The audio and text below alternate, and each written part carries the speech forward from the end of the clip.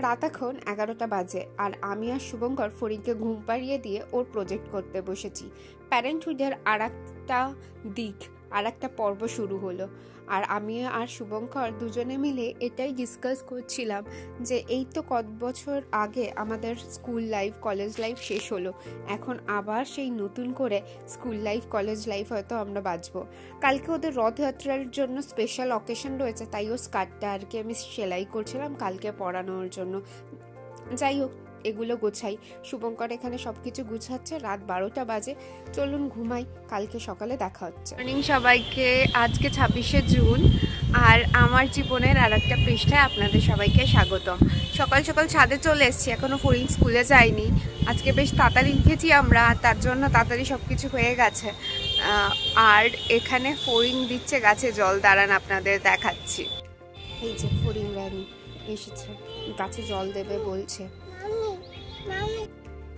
আর দেখুন একটা গাছে 10 বার করে জল দিয়েই যাচ্ছে। আমি বারণ করছি দিস না, তবুও দিচ্ছে।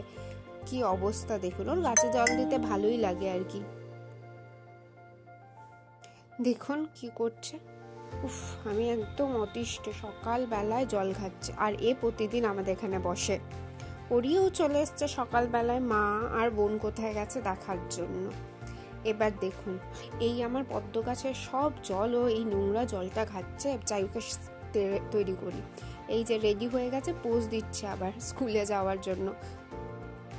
এই যে চললেন পাপার সাথে স্কুলের মধ্যে, কি কিউট দেখাচ্ছিল আজকে, কি যে বলবো। স্কুলে যাওয়ার এক্সাইটমেন্টই ওর আলাদা। এই যে টাটা বলে দিল। এখন দুপুর 3টে বাজে।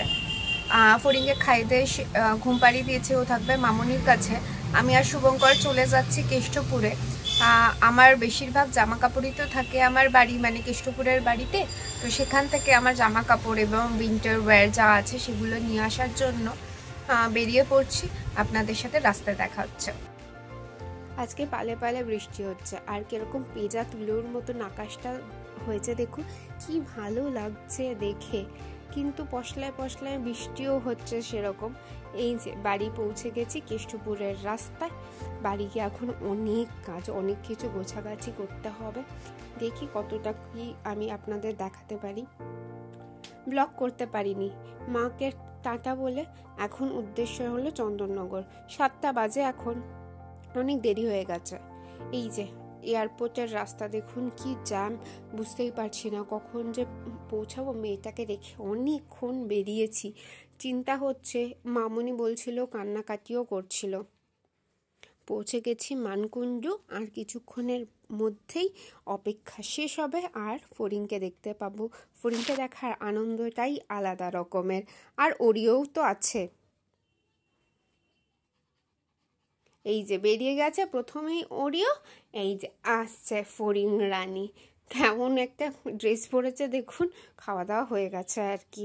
আর আমাদেরকে ডাকছিল ওর নতুন গিফট দেখানোর, ওর দাদা ওকে কিনে দিয়েছে একটা রথ, এটা নিয়েও খুব এক্সাইটেড।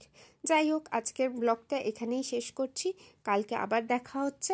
আপনারা ভালো থাকবেন, সুস্থ থাকবেন।